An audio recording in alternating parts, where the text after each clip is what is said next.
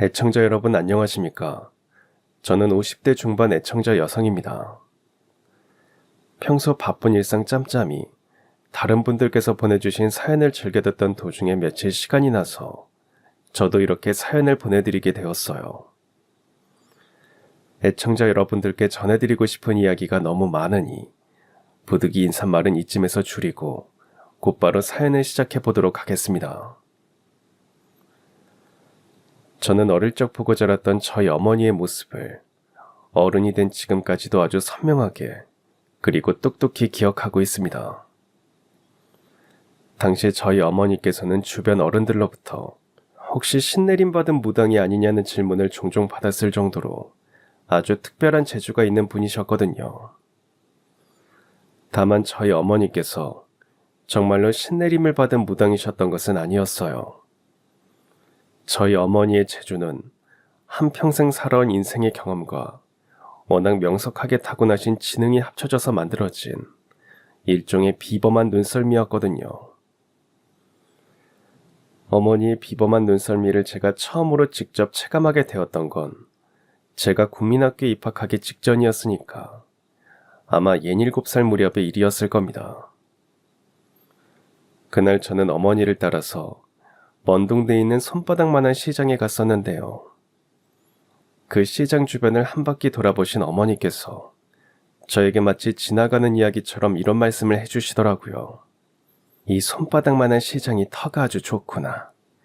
지금은 작고 별 볼 일 없는 시장일 뿐이지만 장차 이 시장을 중심으로 돈이 모여들고도 남겠어.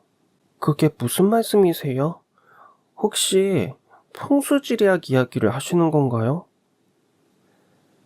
아니, 이 엄마가 한평생 장돌뱅이로 살아가면서 터득한 일종의 경험이자 눈썰미란다. 자고로 물류와 사람의 흐름을 찬찬히 읽어내다 보면 돈줄기 또한 눈에 훤히 보이는 법이란다. 돈이란 결국 물류와 사람이 모여드는 곳을 쫓아다니게 마련이거든. 지금 우리가 서 있는 이 자리가 딱 그런 모양새야. 길이 사방팔방으로 이어져 있는 덕분에 다른 지역으로 넘어가려는 사람들이 꼭 한 번씩 거쳐가면서 끼니도 미리 해결하고 잠깐 쉬었다 가기도 하는 교통의 요충지잖니. 더군다나 주변 지역에 수산물이 풍부한 바닷가 지역과 농사짓는 농경지들이 겹쳐 있기도 하고, 비록 지금은 손바닥만한 시장에 불과하겠지만 머지않아 이 동네에 돈줄이 모여들 거란다. 저희 어머니께서는 가난한 장돌뱅이의 딸로 태어나셨는데요. 어릴 적부터 머리가 아주 좋았지만 학교 근처도 못 가보셨고, 하물며 산수 같은 건 누구한테 배워본 적도 없으셨음에도 불구하고 셈이 아주 밝은 분이셨다고 하더라고요. 그래서 외할아버지께서는 저희 어머니가 아주 어릴 적부터 장돌뱅이 장사에 대동해서 조선팔도 방방곡곡을 정말 안 다녀본 곳 없이 모두 돌아다니셨다고 합니다. 그랬던 덕분에 저희 어머니에게는 물류와 사람의 흐름을 읽어내고 그걸 통해서 장차 돈이 모여들어 대박이 날 자리를 알아보는 능력을 터득하게 되셨던 거죠. 아무튼 어릴 적 제가 직접 겪었던 일 또한 마찬가지였습니다. 방금 전 어머니께서 저에게 장차 대박이 날 거라고 말씀해 주셨던 그 손바닥만한 작은 시장 있잖아요. 몇 년 뒤에 그곳에 다시 가보니까 정말 어머니의 말씀대로 아주 큰 시장이 되어 있더라고요. 허허 벌판뿐이었던 시장 주변 땅에도 건물들이 줄줄이 들어서 있거나 한창 건축되고 있던 도중이었고요. 그 밖에도 저희 어머니께서 저곳이다 하고 점 찍은 장소는 여지없이 대박이 나기 일쑤였습니다. 이처럼 저희 어머니께서는 타고나기를 명석한 두뇌에 어릴 적부터 장돌뱅이 생활을 해오셨던 경험이 더해져서 대박날 자리를 알아보는 눈썰미가 타의 추정을 불허할 정도로 아주 탁월한 분이셨지만, 역설적이게도 한평생 당신 명의로 된 땅 한 평조차 가져본 적 없는 분이기도 하셨습니다. 그 이유는 다름 아닌 아주 극심한 가난 때문이었어요. 저희 외가댁은 조선시대 때부터 상인, 그러니까 보부상의를 하던 집안이었다고 합니다. 그런 가문의 후손인 외할아버지께서는 앞서 말씀드렸다시피 한평생 조선 팔도를 다 돌아다니는 장돌뱅이셨고요. 문제는 외할아버지가 절대로 좋은 부모가 아니셨다는 점이었습니다. 장돌뱅이 장사로 돈을 버는 족족, 바로 그날 시장 통해서 술값으로 모두 탕진하기 일쑤였거든요. 하물며 그날 번 돈을 오직 술값으로만 탕진했다면 차라리 조금은 나았을지도 모를 일이었습니다. 그랬다면 적어도 집안에 빚은 생기지 않았을 테니까요. 그 시절 시장통에는 을의 화투판이 벌어지게 마련이었고 저희 외할아버지께서는 그 화투판을 좀처럼 그냥 지나치는 법이 없는 분이셨다고 해요.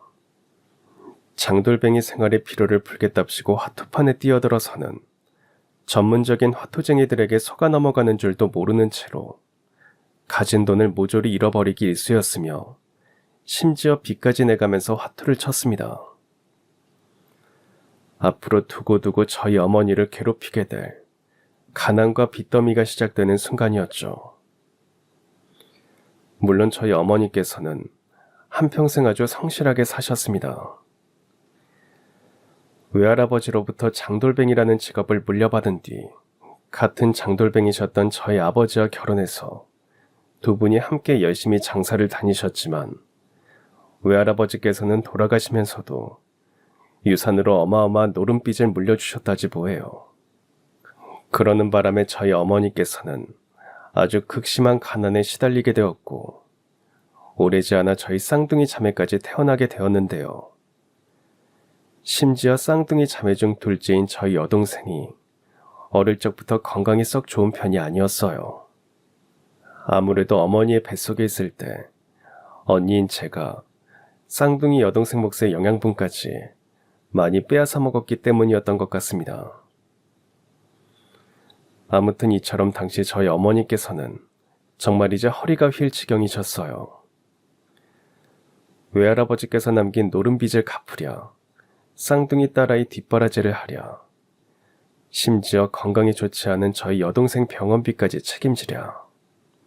그야말로 10원 한 장이 아쉬울 지경이셨고 그러다 보니 어머니께서는 대박날 자리를 알아보는 재주와 눈썰미를 가지고 계셨음에도 그 땅을 미리 사놓으시기는커녕 하루 벌어 하루 먹고 사는 것만으로도 빠듯하게 지내셨죠.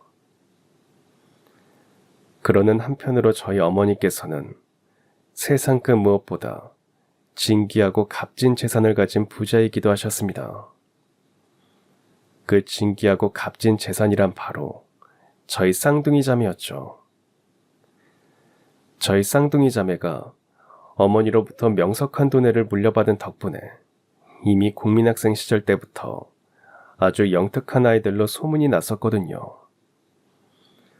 우선 저부터가 공부 쪽에 아주 큰 소질이 있는 아이였습니다. 엄마, 저 이번 시험에서 전교 1등 했어요. 그때 저는 분명 2학년 1학기 중간고사 시험에서 전 과목 100점을 받으면서 전교 1등을 차지했었고 그것만으로도 저희 집에서는 아주 큰 경사가 생긴 셈이었는데요. 그런 저보다 훨씬 더 명석한 수재가 저희 집에 살고 있었으니 그 수재는 바로 쌍둥이 여동생이었는데요. 뭐가 좀 이상하다고요. 쌍둥이 자매면 같은 학교 같은 학년에 다니고 있었을 텐데 제가 저보다 훨씬 뛰어난 수재인 동생을 어떻게 앞질러서 2학년 전교 1등을 할 수 있었냐고요. 그런 질문에 대한 대답은 의외로 간단했습니다. 제 동생이 저랑 같은 해에 같은 학교에 입학했던 건 맞지만 머리가 워낙에 좋아서 월반을 했거든요. 제가 2학년 전교 1등을 받아오던 그 해, 동생은 월반한 3학년에서 전교 1등을 했습니다. 놀라운 건 거기서 끝이 아니었어요. 동생이 어느 날 갑자기 학교에 가기 싫다면서 어머니에게 투정을 부리더라고요. 엄마, 저 학교 가기 싫어요. 지루하고 너무 재미가 없어졌어요. 학교에서는 제가 다 알고 있는 것만 가르쳐 주거든요. 그래서 학교 수업이 너무 시시해요. 그런 동생의 말에 화들짝 놀란 어머니께서는 바로 이튿날에 담임 선생님과 상담을 하셨고, 담임 선생님께서는 저희 동생에게 어떤 수학 시험지를 풀어보라고 하셨습니다. 그러고는 100점짜리 수학 시험지를 보여주시며 저희 어머니에게 이렇게 말씀하셨어요. 둘째 따님께서 방금 풀었던 시험 문제는 근처 명문사립고등학교 중간고사 시험지거든요. 심지어 고등학생들도 어려워하는 문제들이 수두룩한데 그걸 다 맞췄다는 건 아무래도 둘째 따님께서는 수재 중에 수재인 것 같습니다. 네, 맞습니다. 제 여동생은 교육제도가 잘 정비되어 있는 요즘 시절에 태어났다면 소위 영재교육 과정 대상자가 되고도 남았을 정도의 수재 중에 수재였어요. 문제는 저희 자매가 어렸을 때는 지금처럼 영재교육 제도가 잘 되어 있는 시절도 아니었을 뿐더러 그나마 어머니 아버지 모두 학교 근처에도 가보지 못한 분들이셔서 교육제도에 대해 잘 알지 못하셨다는 점이었습니다. 제가 그런 상황에 대해 꼭 짚고 넘어갈 수밖에 없는 건 바로 이런 이유 때문이에요. 만약 그때가 요즘 세상 같았다면 저희 동생 같은 영재는 국민학교부터 고등학교까지의 과정을 검정고시로 빠르게 넘긴 뒤에 어린 나이부터 곧장 대학교에 다니며 타고난 가능성을 더욱 크게 발전시킬 수 있었겠지만 당시에는 상황이 조금 많이 달랐거든요. 물론 당시에도 그런 방법이 아주 없는 것까지는 아니어서 담임 선생님께서도 저희 부모님에게 그런 방법을 추천해 주셨지만 저희 어머니께서는 교육 과정에 대해 잘 모르는 분이셨을 뿐더러 동시에 옛날 분이셨기에 검정고시를 썩 달갑게 생각하지 않으셨습니다. 더군다나 저희 어머니께서는 정식 학교 졸업장에 일종의 한이 맺혀 있는 분이기도 하셨고요. 그래서 어머니께서는 담임 선생님의 제안을 거절하셨습니다.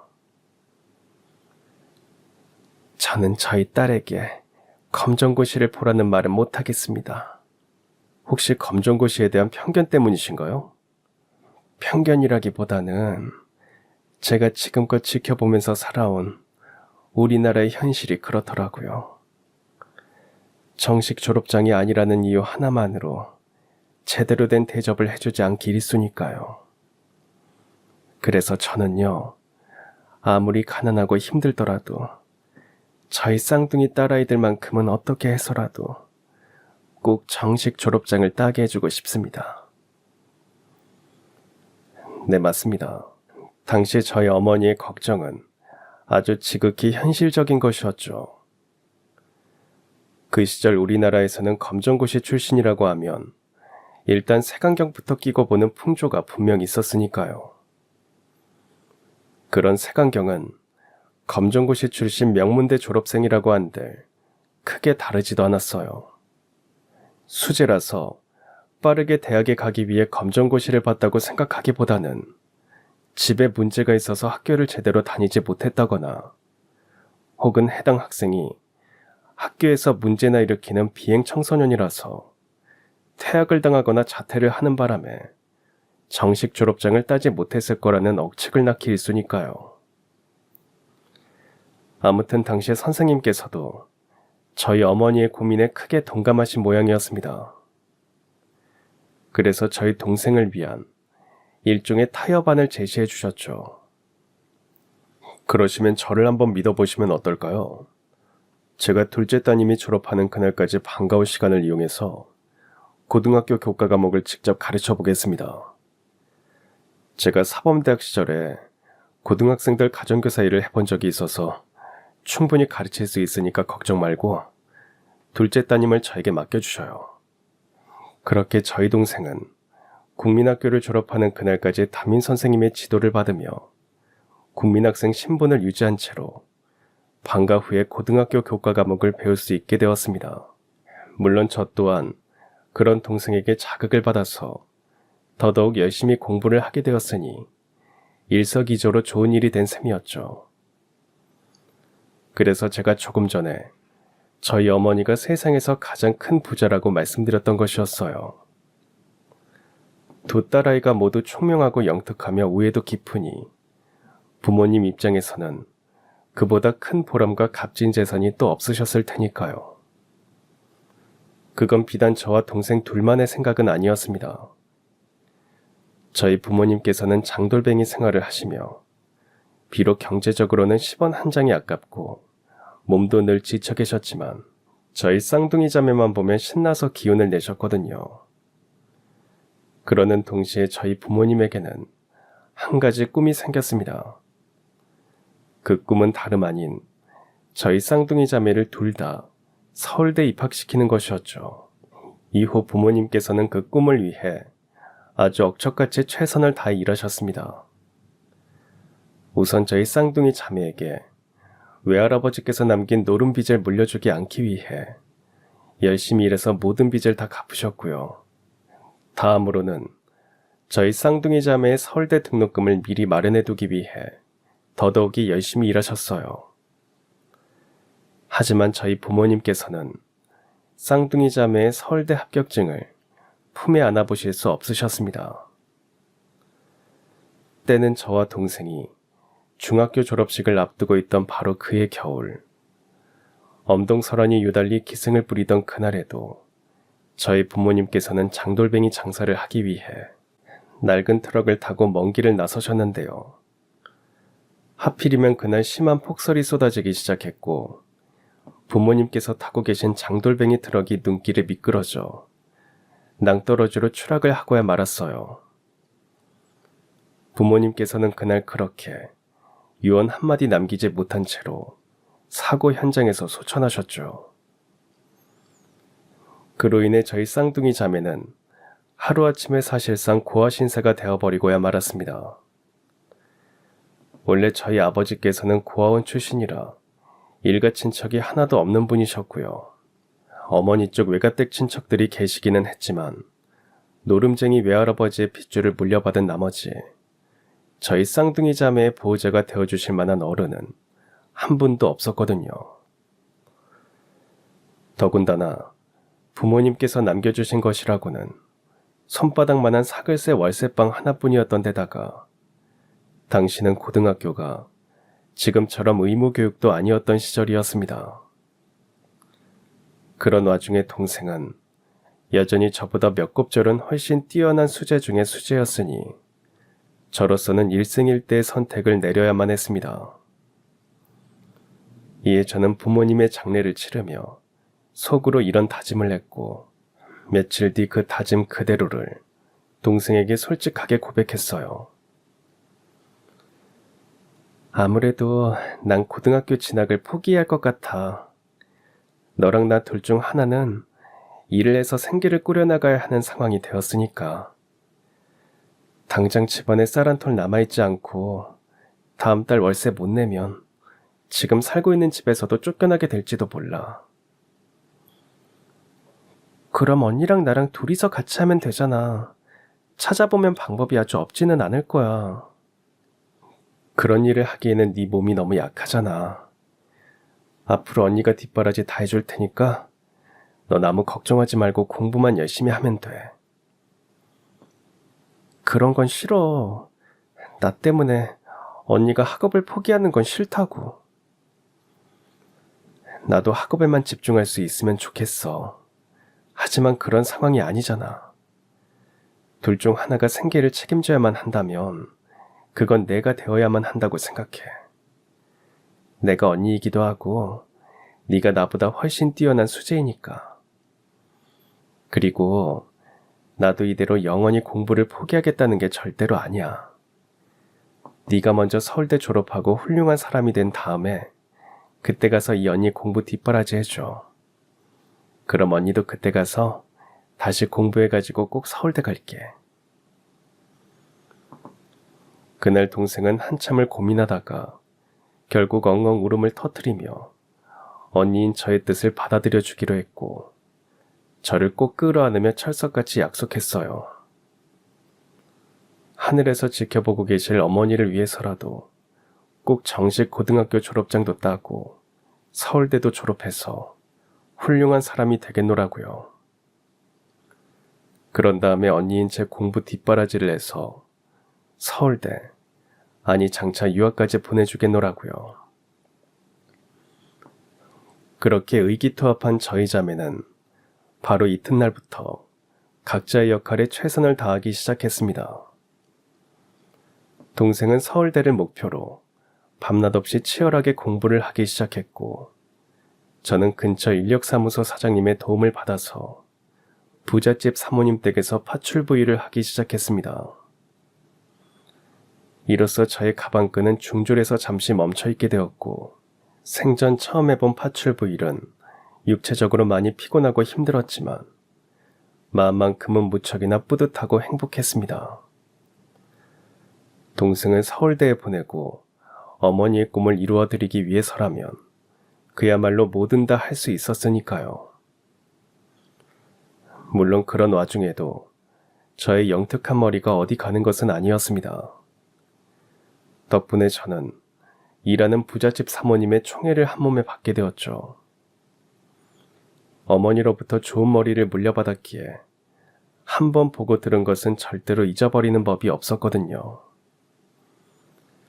사모님께서는 저를 두고 처음에는 아무런 경력이 없는 파출부를 들였다며 내심 걱정을 꽤나 하셨지만, 제가 일을 한번 알려주면 절대로 까먹지 않고 꼼꼼하게 일 처리를 잘하니까 오래지 않아서 크게 안심하셨어요. 더군다나 제 머리가 유달리 영특했던 덕분에 사모님께 뜻밖의 도움이 되어드린 적도 있었고요. 당시에 사모님께서는 부탁을 거절하지 못하는 성격이라서 주변 분들에게 이래저래 큰 목돈을 자주 빌려주고는 하셨는데요. 그 액수가 꽤나 크고 이자율도 서로 제각각이다 보니까 사모님이 계산을 잘못해서 손해를 보는 일이 종종 있었죠. 제가 사모님의 총애를 받게 되었던 그날 또한 마찬가지였습니다. 사모님께서 장부를 열심히 들여다보면서 혼자 끙끙 앓다시피 이자를 계산하고 계셨는데요. 제가 청소를 하면서 슬쩍 보니까 뭔가 조금 이상하더라고요. 사모님, 제가 끼어들 자리는 아니지만 아무리 그래도 제가 이 말씀을 드리지 않으면 사모님께 큰 손해가 될 것 같아서요. 제가 봤을 땐 이자 계산이 틀린 것 같습니다. 그래? 그럼 네가 한번 계산을 해보려무나. 그렇게 저는 암산으로 이자를 계산하기 시작했습니다. 물론 어지간해서는 쉽지 않은 계산이었을 테지만 어머니를 닮아서 셈이 무척이나 빠르고 정확한 편이었던 저는 금세 정확한 이자를 계산해 내었습니다. 그러자 사모님께서는 주판까지 동원해 가면서 제가 계산한 이자가 맞는지 아닌지 몇 차례씩이나 검산하셨어요. 그러고는 크게 놀란 표정으로 이렇게 말씀하셨죠. 네가 해준 계산이 맞는 계산이었어. 근데 너는 이걸 그냥 한번 슬쩍 보고서 잘못된 계산이라는 걸 깨달았다는 거니? 네, 이자가 적용되는 구간을 차등해서 계산을 해야 하는데 사모님께서는 모든 구간에 동일한 이자를 적용하셨더라고요. 그래서 구간별로 차등해서 정확한 이자를 계산해 드린 겁니다. 평소에도 영특한 줄은 알고 있었지만 이 정도로 똑똑한 줄은 몰랐네. 정말 고마워. 이번 달 월급 줄 때 보너스 같이 챙겨줄게. 대신 앞으로 우리 집에서 오래오래 일해주렴.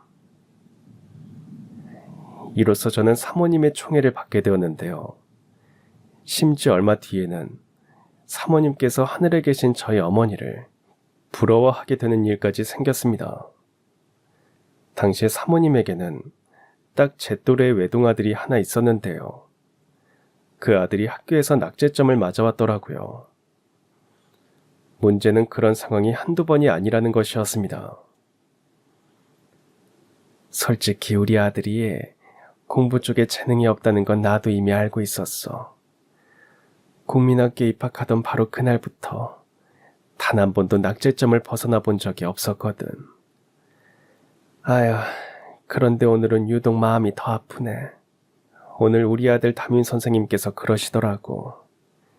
이대로라면 장차 대학교 입학은 가망이 없을 것 같다고 하더라고. 그러셨군요. 상심이 크셨겠어요. 나보다는 우리 아들이 더 크게 상심했을 거야. 자기 친척 형제들은 다들 명문대를 갔는데 우리 아들만 대학 못 가게 생겼으니까 말이야. 여하간 듣지 않니 동생도 너처럼 머리가 좋다면서. 저는 동생에 비할 바가 못 돼요. 동생은 국민학교 저학년 시절에 이미 고등학생들이 푸는 수학 문제를 거의 가지고 놀 정도로 아주 특출난 아이였거든요. 그리고 얘기가 나온 김에 더 솔직하게 말씀드리자면 어쩌면 저희 쌍둥이 자매보다 훨씬 머리가 좋으셨던 분은 다름 아닌 저희 어머니셨을지도 몰라요. 저희 어머니께서 가지고 계셨던 특출난 재주는 아무나 터득할 수 있는 게 절대로 아니었으니까요. 그렇게 저는 사모님께 돌아가신 어머니의 이야기를 들려드리기 시작했습니다. 장돌뱅이의 딸로 태어나 어릴 적부터 조선팔도 방방곡곡을 모두 돌아다니며 쌓은 경험과 아주 뛰어난 지성을 타고나셨던 점이 더해져서 물류와 사람의 흐름을 읽어내는 방법을 스스로 터득하셨고, 이를 통해 장차 돈줄기가 모여들어 대박이 나게 될 자리를 점치고 알아보시는 능력이 아주 탁월하셨다는 이야기였죠. 다만 10원 한 장이 아까울 정도로 극심한 가난 때문에 점찍은 땅을 단 한 평도 사모으지 못하셨다는 이야기도 전해드렸고요. 아무튼 제가 그런 이야기를 전해드리자 사모님께서는 제 얼굴을 한참이나 뚫어져라 바라보더니 문득 이런 말씀을 꺼내셨습니다. 정말 너희 어머니 이야기가 확실해? 어디서 전해들은 다른 사람 이야기가 아니고? 그럼요. 저도 어머니께서 직접 점 찍으셨던 자리가 대박이 나는 모습을 숱하게 지켜보면서 자라왔는걸요. 하기사, 어머니께서 그토록 뛰어나신 분이셨으니 너희 쌍둥이 자매가 명석한 머리를 물려받을 수 있었겠지. 너희 어머님의 재주는 단순히 장돌뱅이로서 살아온 인생 경험 하나만으로는 터득할 수 있는 게 아니니까 말이다. 여하간 이번 주 금요일에 나랑 같이 어디 좀 가자꾸나. 죄송하지만 혹시 저를 데리고 땅을 보러 갈 생각이시라면 저에게는 어머니와 같은 재주가 없어요. 그런 걱정은 안 해도 된단다. 땅 보러 가자는 거 아니거든.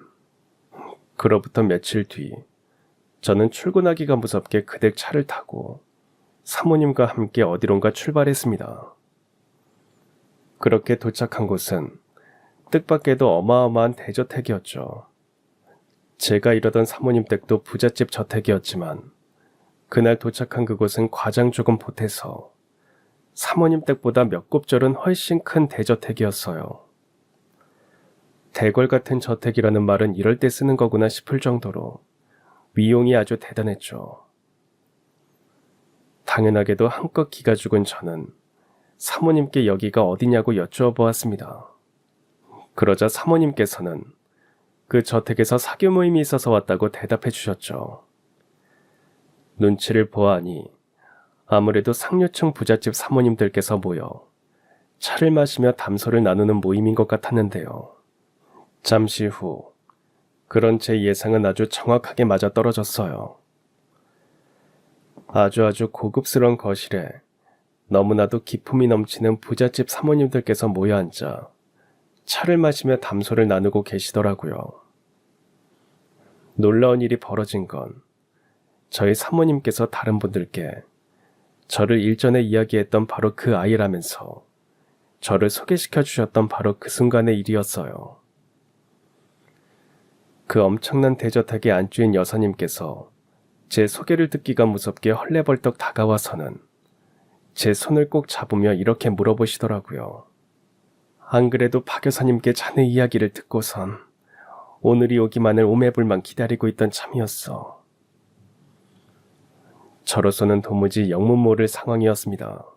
그 엄청난 대저택에 안주인 여사님께서 중졸파출부인 저를 기다리고 있으실 만한 일이라는 게 제 머리로는 아무리 생각해도 좀처럼 떠오르지 않았거든요. 그나마 한 가지 떠올린 생각은 바로 이것이었죠. 혹시 저를 데려가실 생각이시라면 정중하게 사양하겠습니다. 지금 일하는 사모님께서 저한테 너무 잘해주셔서 저는 앞으로도 지금 일하는 자리에서 최선을 다하고 싶거든요. 그런 일이 아니라 자네한테 꼭 확인하고 싶은 일이 있어서 오매불만 기다리고 있었던 거야.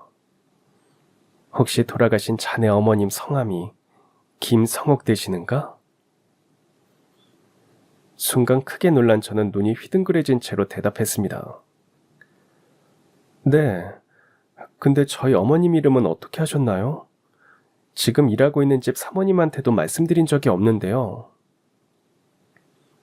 어떻게 알기는 이 집을 나한테 준 사람이 바로 자네 어머님인데 내가 그런 은인을 어떻게 잊고 살 수가 있겠어. 이 큰 저택을 저희 어머니께서 여사님께 드렸다고요? 그날 대저택 안주인 여사님께서는 제 손을 연신 쓰다듬으며 지난날 저희 어머니와 있었던 인연을 들려주기 시작하셨습니다. 지난날 대저택 안주인 여사님께서도 저희 어머니처럼 이 시장 저 시장을 떠돌아다니며 장사를 하는 분이셨다고 해요. 왜 장날이면 시장에 찾아와서 각설이 공연을 벌이며 엿도 팔고 각종 잡화들도 팔고 하는 분들 계시잖아요. 여사님 부부가 지난날에 바로 그 일을 하셨다더라고요. 당연히 저희 부모님처럼 꽤나 가난한 분이셨고요. 그러던 어느 날 한평생 짠돌이처럼 사셨던 시어머니가 심장마비로 유언 한마디 남기지 못한 채로 돌아가셨는데 장례를 마치고 유품을 정리하다 보니까 쌈짓돈 지폐다발이 덜컥 발견되었다고 합니다. 더군다나 마침 여사님께서는 여기저기 떠도는 장사꾼 생활에 몸도 마음도 이미 모두 지쳐 있었기에 시장에서 하루 장사를 마친 뒤 콩국수로 끼니를 때우며 평소 가깝게 지내던 상인 한 분에게 이런 이야기를 꺼내게 되었죠. 여기저기 떠돌아다니면서 장사하는 것도 이제 더는 못 해먹겠어. 이미 몸도 마음도 모두 지쳐버렸거든.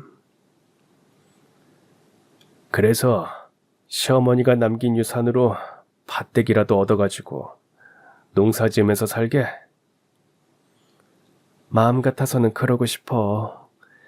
어머님 유산에다가 그동안 한 푼 두 푼 어렵게 모아둔 돈이면 충분히 정착해서 살 수 있을 것 같거든. 물론 기왕이면 땅값이 많이 오를 만한 곳에 자리를 잡아놓으면 더 좋을 것 같고, 그렇게 되면 나도 팔자에 없는 부잣집 사모님 소리 들으면서 남은 평생을 살 수 있을 테니까. 에휴, 그게 어디 말처럼 쉽나. 자기나 나나 한평생 장사만 해온 사람들이라서 땅 보는 눈이 있어야 말이지. 그래서 이래저래 고민만 하고 있는 중이야. 내 처지에 땅이라는 걸 사볼 수 있는 기회는 이번이 마지막인 건 뻔한데 그 마지막 기회를 제대로 써먹을 수 있을 만한 땅을 찾는 일이 쉽지가 않더라고. 바로 그때였습니다. 건너자리에서 콩국수를 드시며 허기를 달래던 장돌뱅이 한 분께서 여사님의 이야기를 듣고 계셨다고 해요. 그분이 바로 살아생전의 어머님이셨죠. 마침 식사를 마친 참이셨던 어머니께서는 자리를 뜨며 지나가는 이야기 삼아서 여사님을 향해 이렇게 말씀하셨다고 합니다. 경기도 어디쯤 가면 딱 좋은 땅이 하나 있거든? 나한테 그만한 여윳돈이 있으면 당장에 그 땅을 사놓을 거야. 그러자 주변 모든 상인들의 이목이 저희 어머니에게 집중되었고 어머니께서는 마지못해 알려준다는 투로 말씀을 이어가셨습니다.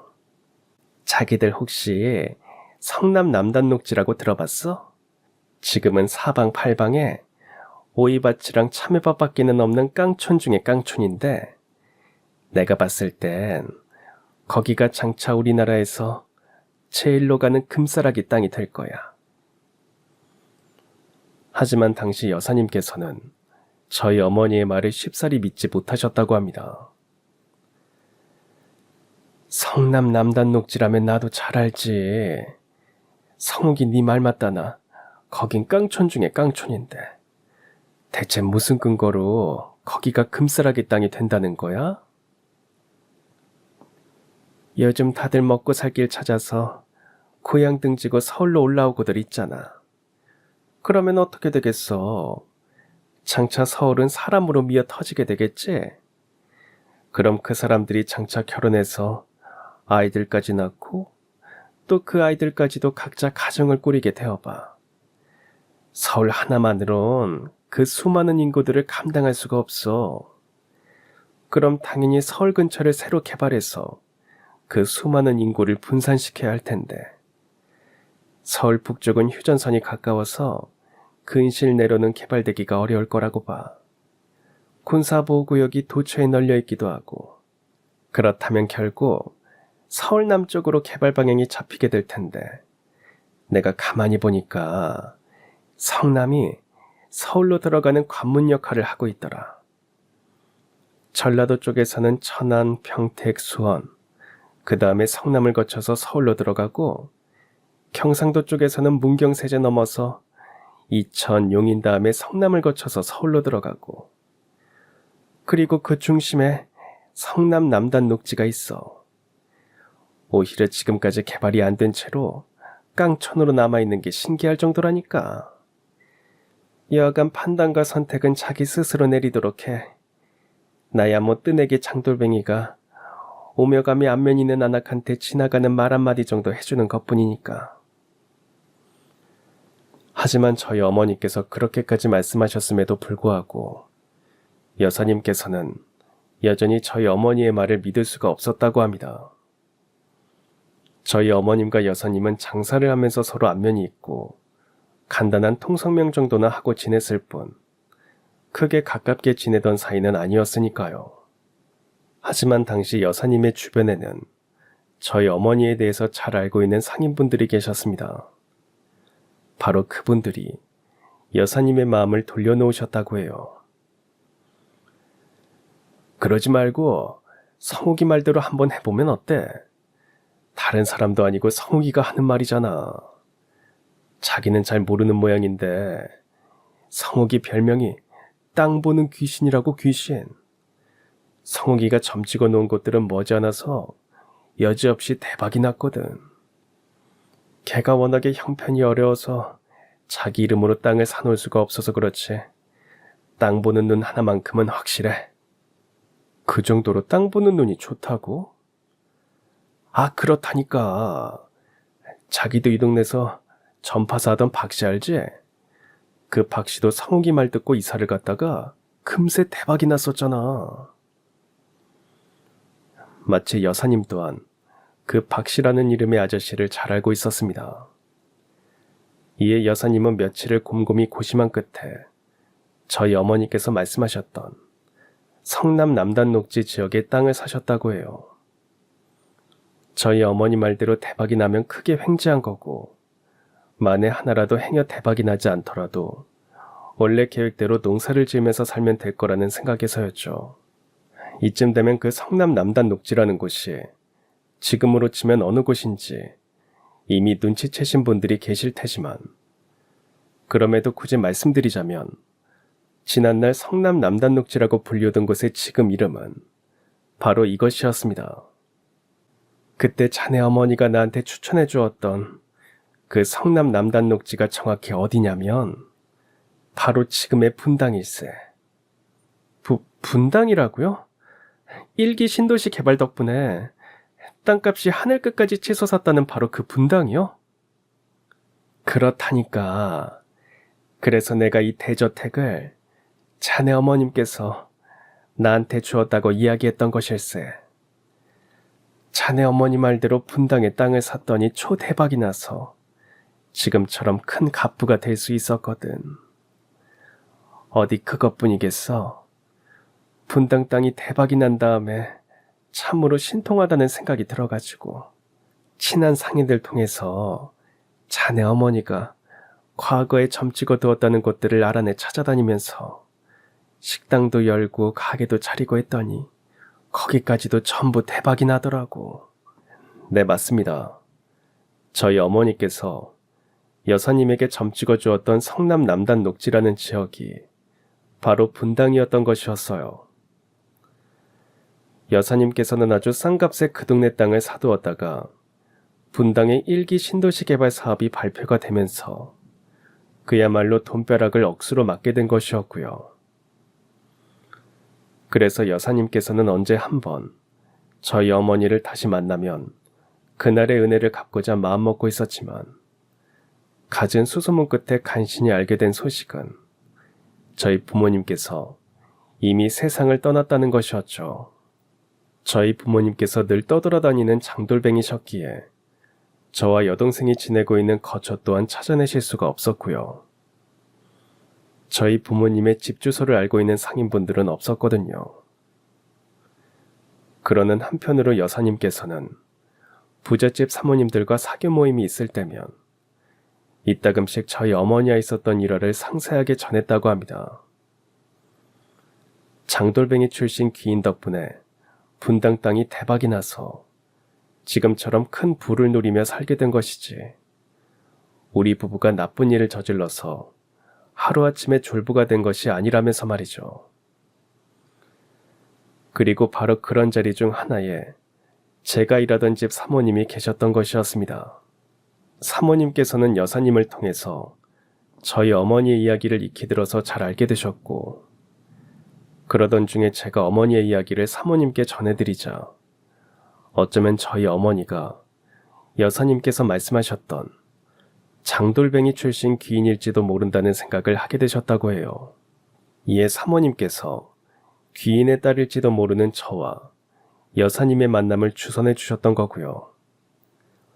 물론 그러한 생각은 정확하게 맞아떨어져서 여사님께서 돌아가신 어머니 대신 저를 만나게 될 수 있었던 거고요. 심지어 더 놀라운 건 말이죠. 제가 여사님을 만나게 된 바로 그날이 저희 어머니의 생일을 며칠 앞두고 있는 시점이라는 것이었어요. 이에 여사님께서는 귀인의 생일상이라도 직접 차려주고 싶다면서 저희 쌍둥이 자매에게 함께 성묘를 가자고 말씀하셨고, 그렇게 며칠 뒤 저희 부모님의 산소를 마주한 여사님께서는 뜨거운 눈물을 흘리며 이렇게 말씀하셨습니다. 성옥이 이 사람아, 살아생전 그토록 땅 보는 눈이 뛰어났던 자네의 무덤이 어찌 이리도 작을 수가 있는가. 그 특출난 재주를 가진 사람이 어찌 이리도 허망하게 떠나버릴 수가 있고. 그래도 저희 어머니께서는 세상에서 가장 귀하고 값진 보물을 가진 부자셨습니다. 자네 어머님이 귀하고 값진 보물을 가진 분이셨다고? 당연하죠. 제 동생이 살아생전 어머니를 쏙 빼닮아서 아주 영특합니다. 국민학생 때부터 고등학생 언니 오빠들도 어려워하는 수학 문제들을 거의 가지고 놀다시피 했던 수제 중에 수제거든요. 그러자 줄곧 잠자코 있던 제 동생이 한마디 거들었습니다. 아니에요, 여사님. 저희 어머니의 보물 중 가장 빛나는 건 제가 아니라 언니입니다.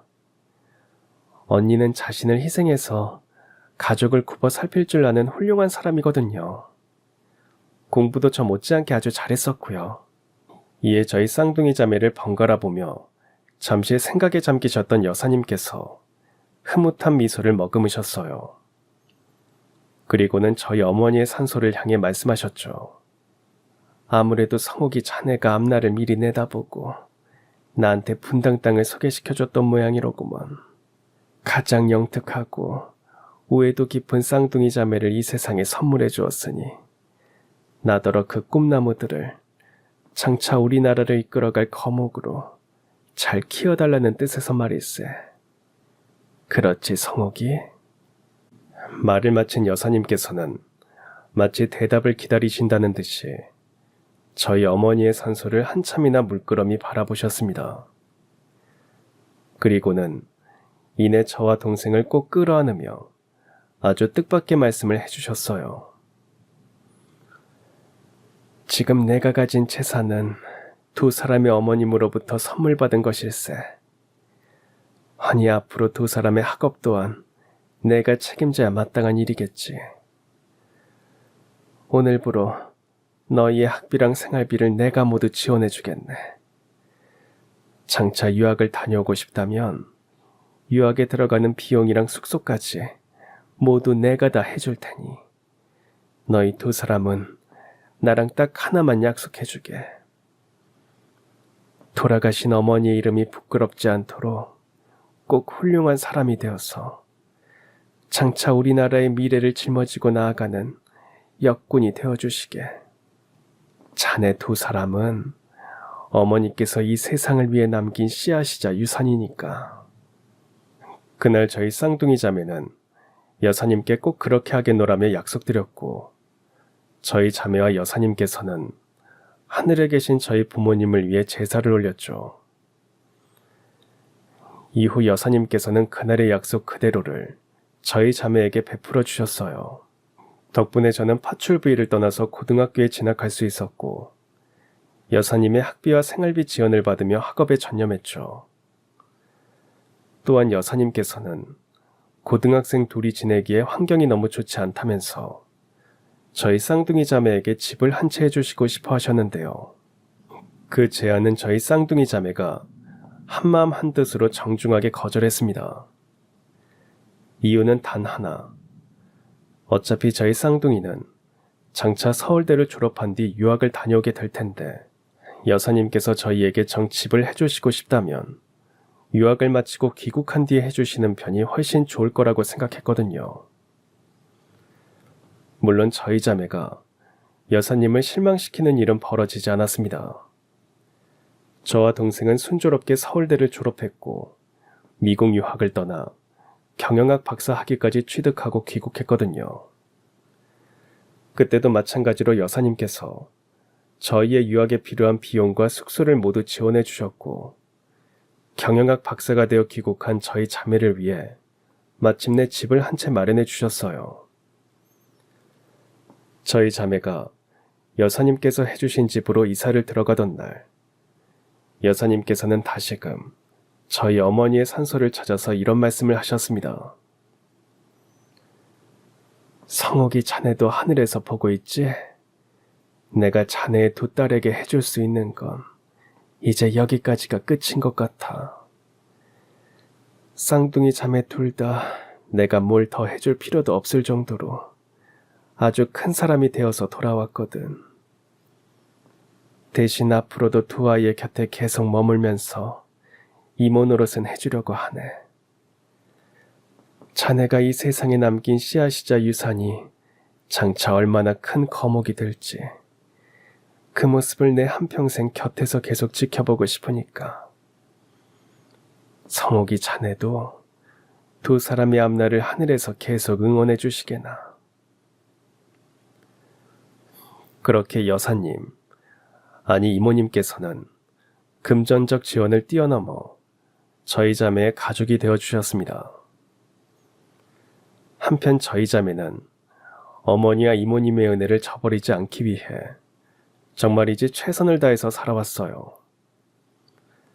자매가 한마음 한뜻으로 작은 벤처기업 회사를 차렸고 마침내 크게 성공한 사업가가 되었죠. 이모님께서는 두 쌍둥이 조카가 회장님 소리를 듣는 모습까지 곁에서 모두 지켜보신 뒤에서야 편안하게 숨을 거두셨고, 저희 자매는 이모님의 조카 자격으로 정성껏 장례를 모셨어요. 물론 앞으로도 이모님의 제사에 꼬박꼬박 참석할 예정이고요. 다만 저희 쌍둥이 자매는 아직 부족한 점이 참으로 많은 사람들입니다. 저희 자매가 스스로 판단하건대 서울대를 졸업하고 미국에서 경영학 박사 학위까지 받고 돌아왔지만 어머니의 해안과 제주에 비하면 저희 자매는 너무나도 작은 사람들이거든요. 이모님 또한 저희 자매가 따라잡기에는 너무나도 큰 분이라고 생각합니다. 제 아무리 저희 어머니 덕분에 큰 갑부가 되셨다고는 하지만 이 세상에는 은혜를 은혜처럼 생각하지 않고 업신여기는 사람들이 참 많거든요. 그래서 더더욱 지난 반평생 저희 자매를 굽어 살펴주신 이모님이 대단한 분이셨던 거고요. 저희 자매는 이모님처럼 마음씨가 바다 같은 분을 아직 못 만나보았고 저희 자매 또한 이모님에 비하면 한참 부족한 사람이기는 마찬가지입니다. 솔직하게 말씀드리자면 제가 여러분들께 이렇게 사연을 보내게 된 이유가 바로 그것이에요. 저희 쌍둥이 자매는 오늘 이 자리를 빌려서 애청자 여러분들께 약속드립니다. 앞으로 더 노력해서 어머니와 이모님처럼 훌륭한 거목으로 거듭나겠노라고 말이죠. 제 사연은 여기까지입니다. 댓글로 응원의 말씀 많이 남겨주세요. 동생이랑 같이 짬짬이 읽어보면서 더더욱 정진하겠습니다. 그럼 지금까지 사연 들어주셔서 감사합니다. 사연이 재밌으셨다면 구독과 좋아요 부탁드려요. 감사합니다. 안녕히 계세요.